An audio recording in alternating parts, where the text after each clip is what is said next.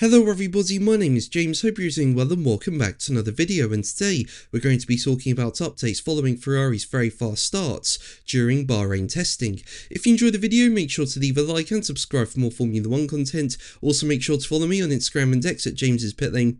I'll leave links in the description, but let's jump straight into the video. Now, one thing that emerged from Bahrain testing was that Ferrari looked to be in a much better place compared to rivals when it comes to launches off the line. Basically, the MGU-H has been removed from the power unit in 2026, and as a result, drivers are having to spend longer spinning up the turbo and preparing their cars for the start of a Grand Prix. And we saw during the first test in Bahrain is that when drivers were doing their practice starts from the pit lane, they would spend long amounts of time revving up the car and then struggle to pull away, and that led to concern over the starts for a Grand Prix. At the same time though, it looked like Ferrari were in a good place when it came to starts, and if you want to find out more about how Ferrari are so good at starts in 2026, I'll leave a link to a video I did in the description. Now, on each of the 3 days during the second test in Bahrain, there were official practice starts from the grid, which were held at the end of the morning session and at the end of the afternoon session. And the FIA trialled a start procedure where flashing blue lights alerted drivers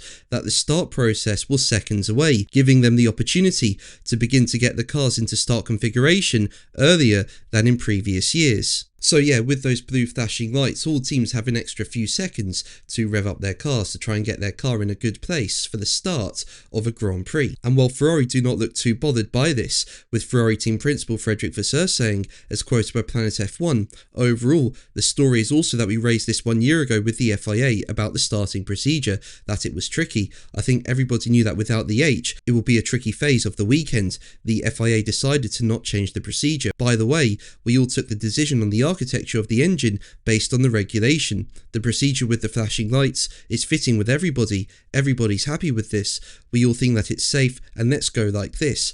But if someone is a bit not convinced, they can always start from the pit lane if it's not safe. Now, it's not surprising that Ferrari are not bothered by these blue flashing lights before the start of a Grand Prix. I mean, look at Thursday's practice starts. Hamilton took part in both the morning and afternoon practice start, and each time he started a couple of rows back from the front with multiple cars in front of him, and by turn 1 he was leading following a very good getaway. And then Charles Leclerc took part on the Friday afternoon practice start, starting a few places back from the front, and even though he wasn't leading going into turn 1, he was side by side with George Russell going into turn 1, who had started from the front of the grid. And speaking about it, Russell said, as quoted by Planet F1, I think we've got a lot of potential beneath us, but to win a race you've also got to get off the line quite well, and I think the 2 starts I've made this week, worse than my worst ever start in Formula 1. Lewis down in P11, got into P1.